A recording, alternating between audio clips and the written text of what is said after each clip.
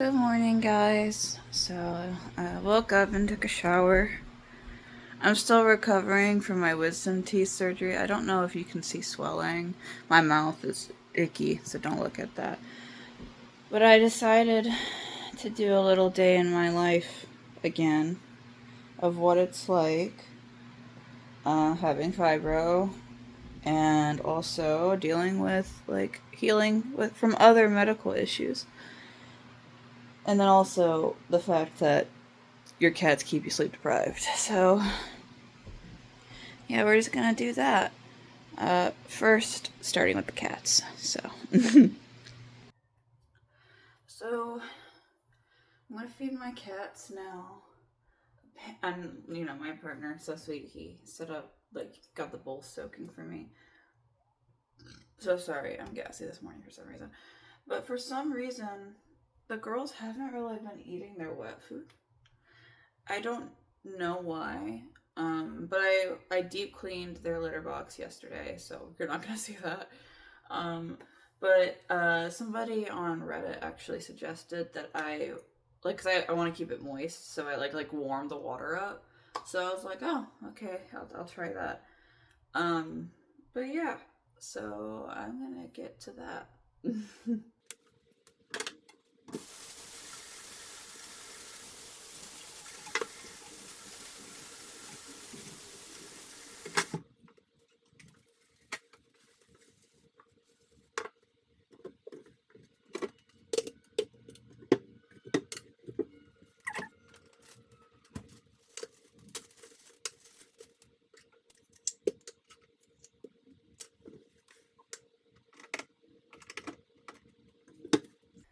I'm gonna do a little bit of an experiment. I'm gonna keep them with their poultry because I have a feeling that they don't like the ocean whitefish.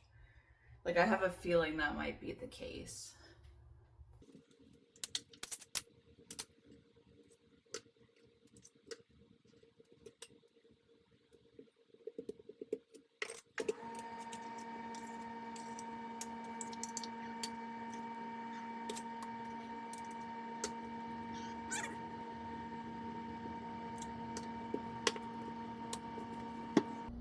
Now I'm gonna get a separate cup for the warm water.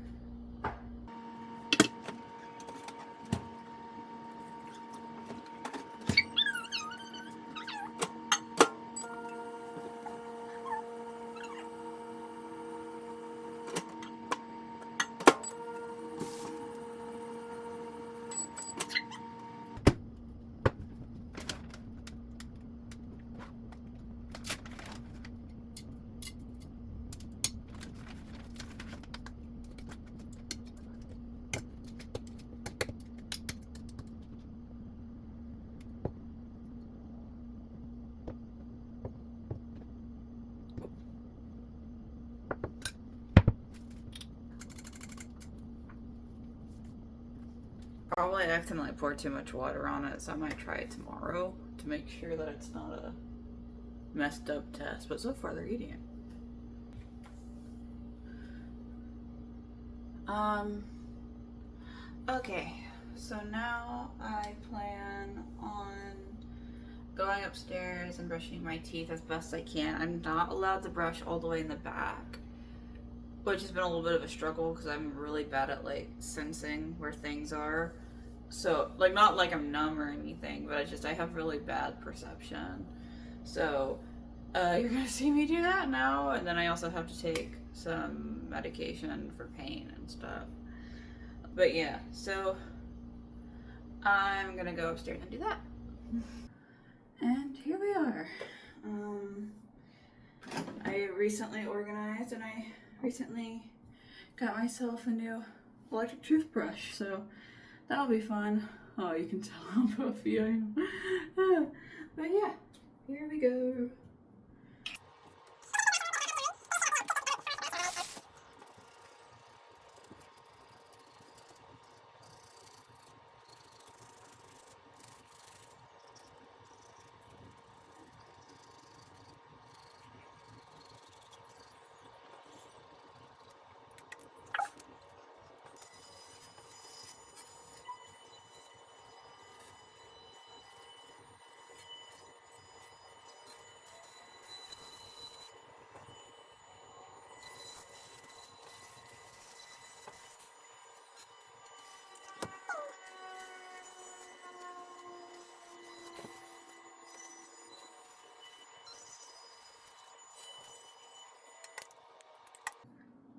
If you saw me grimace there, I accidentally closed my mouth a little too much and it touched my teeth, not the back of it, but my teeth are also just really sensitive and I don't know why.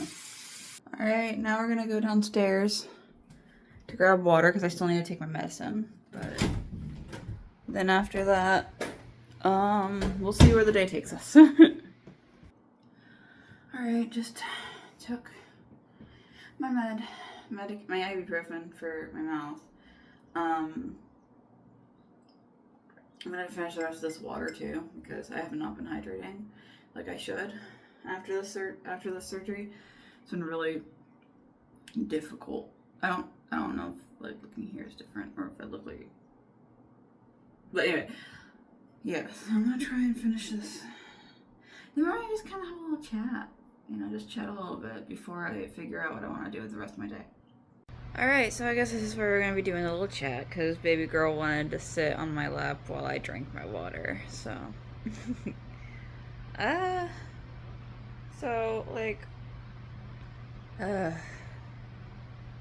fibromyalgia with other medical issues, especially when you don't really know what your thing is yet to help kind of manage pain and stuff, is really difficult.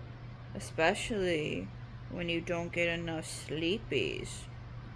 For some reason, consistently, recently, since I got like this surgery or whatever, she has been on time, 2 a.m. sharp, waking us up. So, but I also just kind of want to highlight like the importance of, what do you call it? Of making sure that you rest and take your time and try and be patient with yourself, because it's so difficult. I'm like getting emotional. Sorry. It's so difficult to like go through things, you know, go through trauma and finally feel like you're coming out the other side of it. And then suddenly your body starts deteriorating, essentially. It is so hard. Because it's a thing of, you know, chronic illness and pain and all that can almost take a lot away from you. You know? For example, for me, I live in a hotter place. Because, you know, for my husband's work, he moves around. And since we've been here, I have not been able to go outside because my fibro is heat based. Let's leave that alone, dear. Because my fibro is heat based. What happens to my body is I get really red. My skin starts to get very puffy, and I feel like I'm about to pass out within 10 minutes of stepping outside. I had no idea that this could happen. I had no idea I had a chronic illness before I got married. I had no idea that all these things were going to happen to me. Like, and it can take you I'm not gonna curse. It can take you for a whirlwind. Because, like, you know, you get out of the situation that, you know, hurt you a lot. And now you're just kind of stuck with the repercussions of that. So, I haven't been able to go outside for the last few years. And it sucked. Like, you know, it sucks. But, like, it's so important. And I need to follow this advice myself, but it's so important to just give yourself just grace, some ease, because it's not your fault that you're like this. It's not. And it's unfair. You know, it is so unfair. Because, like, I can't go to the store. I can't walk down to the corner store to grab a quick ingredient for my spouse when we're cooking dinner because it's too hot. Or I can't stand for too long and do dishes some days. I can't sweep. I can't mop some days. I can't even make the bed some days. I can't even get out of bed some days. And a lot of that is on him. I mean, a lot of that is on, like, him. All the chores and stuff is on him. And that can give you such a big sense of guilt. Or, for example, I also have PTSD. Like, PTSD and fibro, I can't work.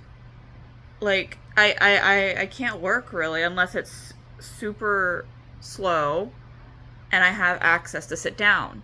And that isn't because I'm lazy. It is because my body doesn't function the way people my age typically function.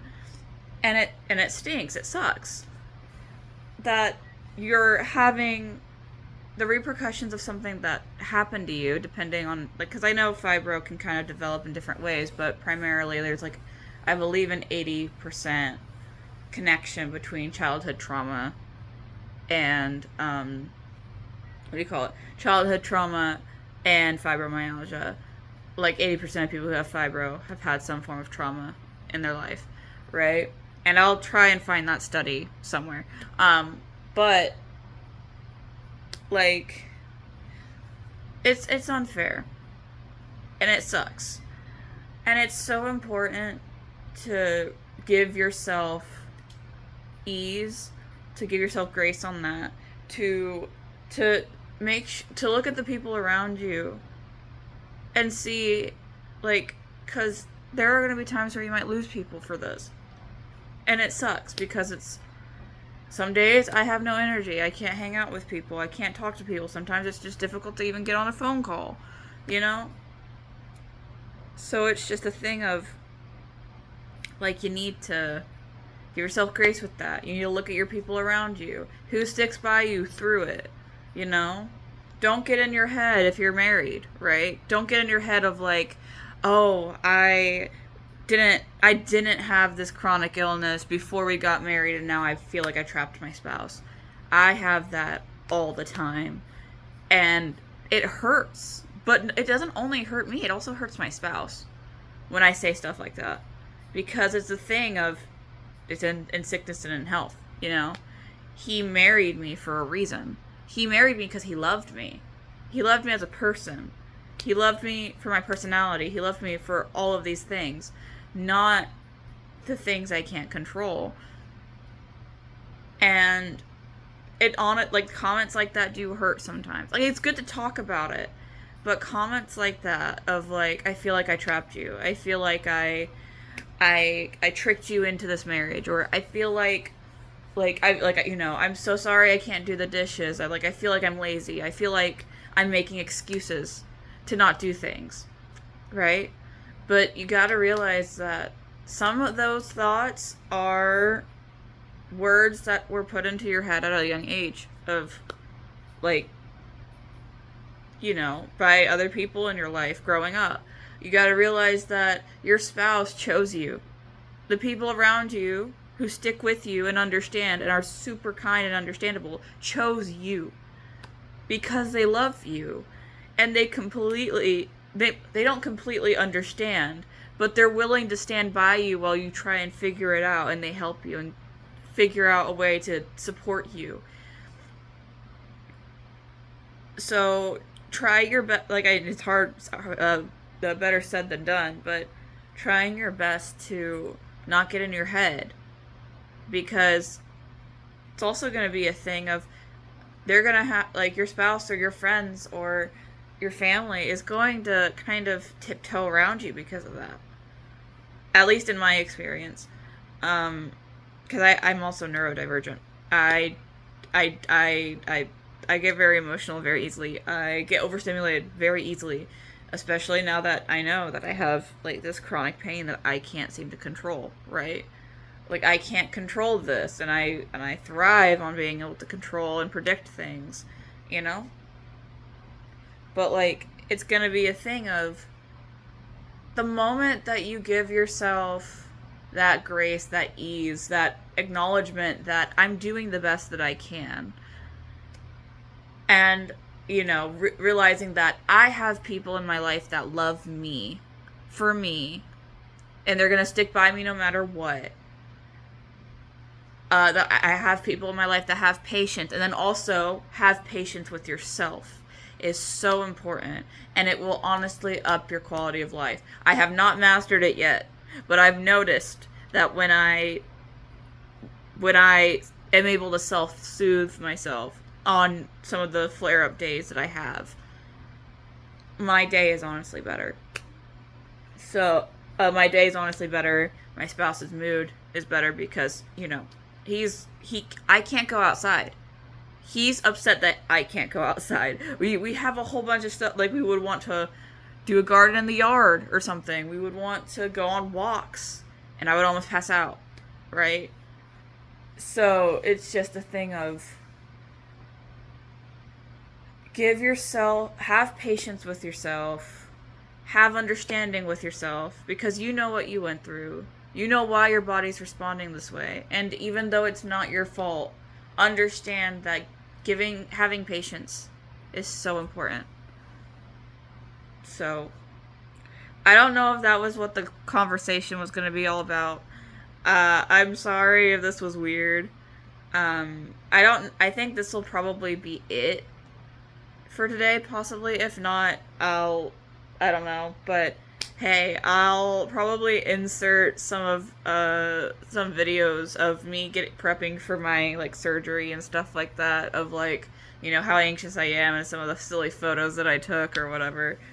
Because I was actually awake during it. It was really interesting. Since, I'm neurodivergent, I'm used to dental, at least when I was younger, because I didn't really have good dental. I was used to being put under for like, dental procedures and MRIs and all that other jazz. So, but yeah, I'm going to insert some of those videos and photos and stuff. And I hope you enjoy, and I hope you have a good day. So, bye. Hey guys. Oh, the camera. So, I'm actually going to be getting my wisdom teeth removed. So, we're going to do that. This is the fit. Glasses. I got my squad with me. The squad. Got my shorts. I'm trying to be comfortable. I was told that it wouldn't take that long. So I'm just going to be comfortable. I have milk on my face. I wanted to get a few more sweets in before. I was told that I could eat before. That's what they told me, so don't be mad at me. I'm going to see if my partner can also get some videos of me, just for funsies, I guess. But yeah, I'm going to be heading to get my wisdom teeth removed. 4th surgery in the span of a year. I'm done. Okay. See ya.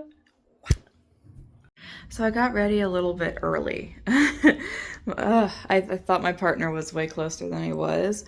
But apparently the place that I'm going to... oh gosh, I got stuff on my glasses. Apparently the place that we're going to... It's really good, but like they have like little food places nearby, like smoothies or something. So we might get a smoothie. Ignore my pimple and ignore my PCOS beard, okay, please.